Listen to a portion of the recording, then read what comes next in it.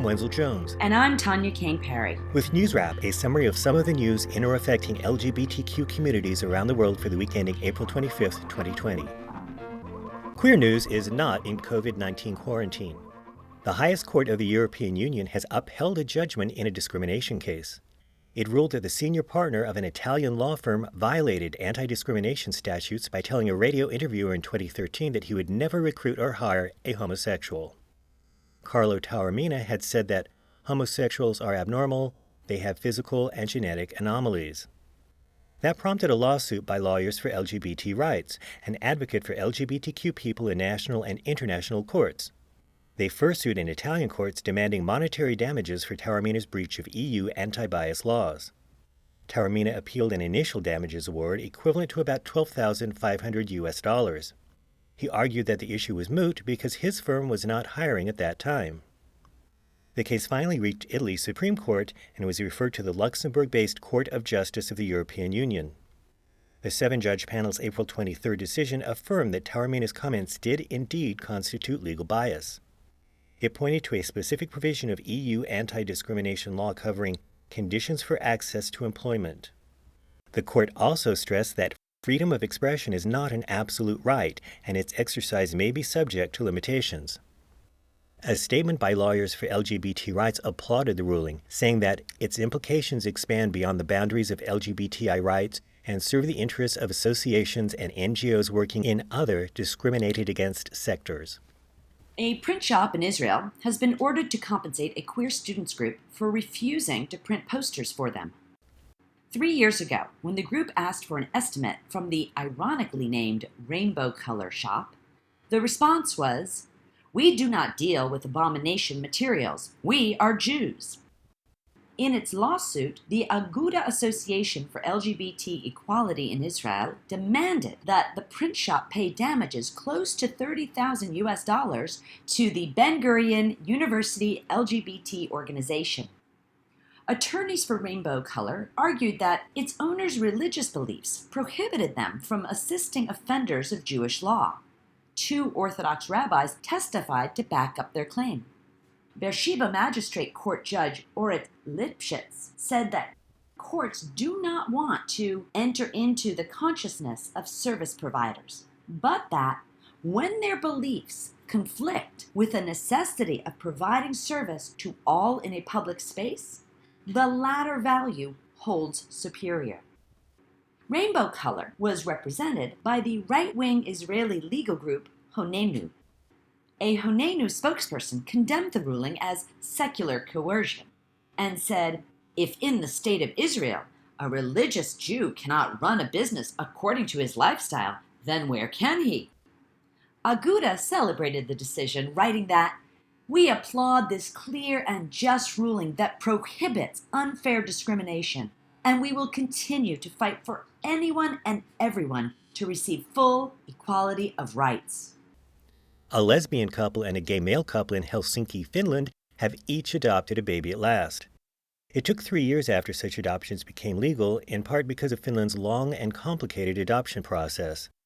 Prospective parents must go through extensive evaluation and counseling. Careful consideration is given to the best interests of the child. A child's biological parents also have a say about which adoptive couple is selected.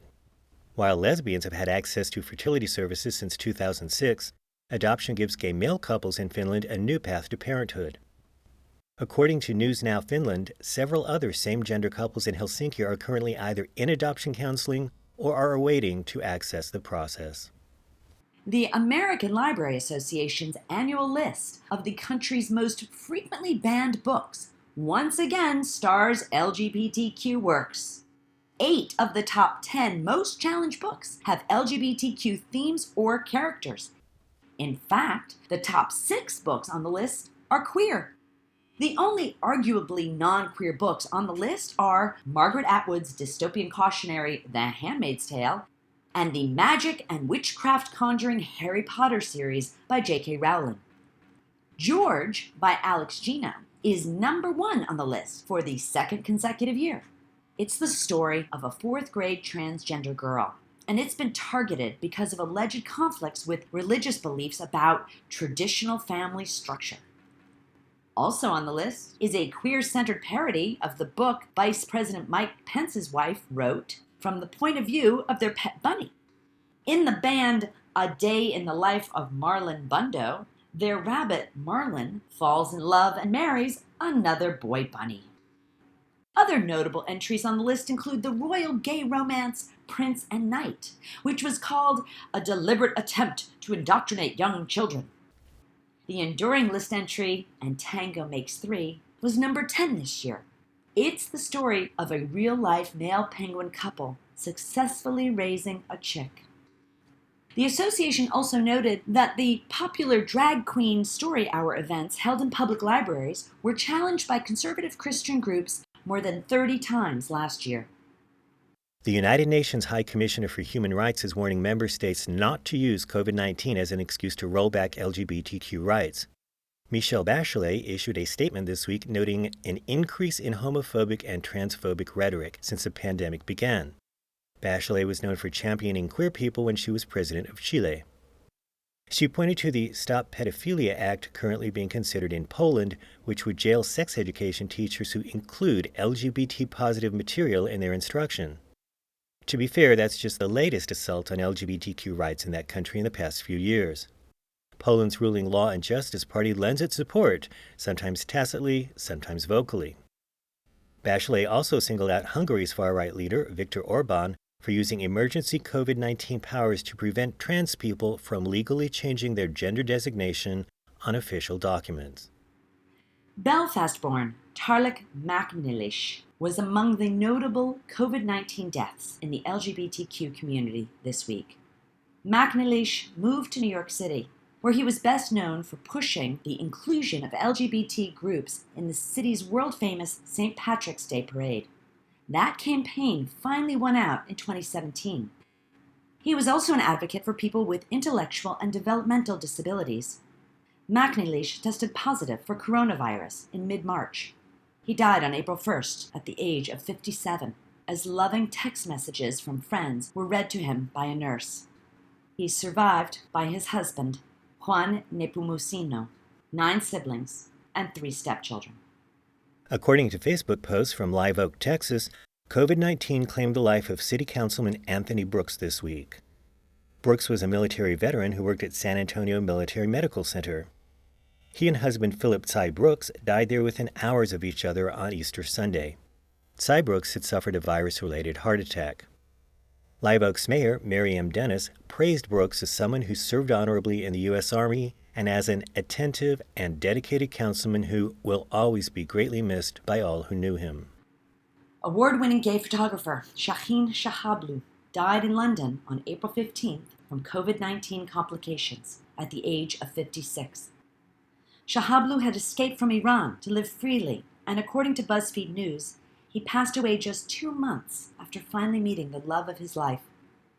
Kevin Lismore told the press, "He kept telling me how he felt like it was destiny that we meet each other. That's the cruelest thing, to lose him so soon." Kidney cancer took the life of Cy Rogers this week in Winter Park, Florida, at the age of 63. Rogers was president of the religious conversion therapy organization Exodus International until it finally shut down in 2013. Rogers identified as a gay man in his youth. Then he tried living as a woman for about 18 months.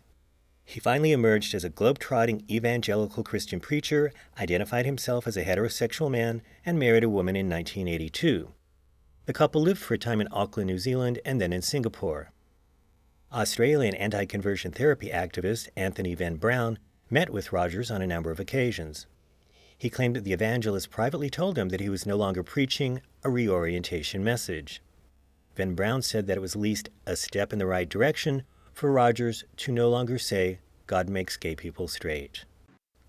Finally, a gay couple is braving Polish homophobia and fighting the COVID-19 pandemic by giving away hundreds of handmade rainbow-colored face masks. Jakub and David Majsik-Kwasinski are well-known YouTube stars in Poland. They've been visiting the announced LGBT-free zones that cover almost a third of the country. YouTube videos chronicling their giveaways show almost overwhelming appreciation and support for their efforts. Jakub said, "Many Polish people call gay people a plague. So we thought, if we can help people overcome the actual plague, they might change their mind. I know it's naive, but if we can do something good, why not? That's NewsWrap, Global Queer News with Attitude for the week ending April 25th, 2020. Follow the news in your area and around the world. An informed community is a strong community. NewsWrap is usually recorded in the studios of KPFK Los Angeles, but we're recording remotely during the COVID-19 emergency. The news is written by Greg Gordon, edited by Lucia Chappelle, produced by Brian DeShazer, and brought to you by you. Help keep us in ears around the world at thiswayout.org, where you can also read the text of this newscast and much more. And you can listen to NewsWrap each week by subscribing to our This Way Out Radio YouTube channel. For This Way Out, I'm Tanya Kane Perry. Stay healthy. And I'm Wenzel Jones. Stay safe.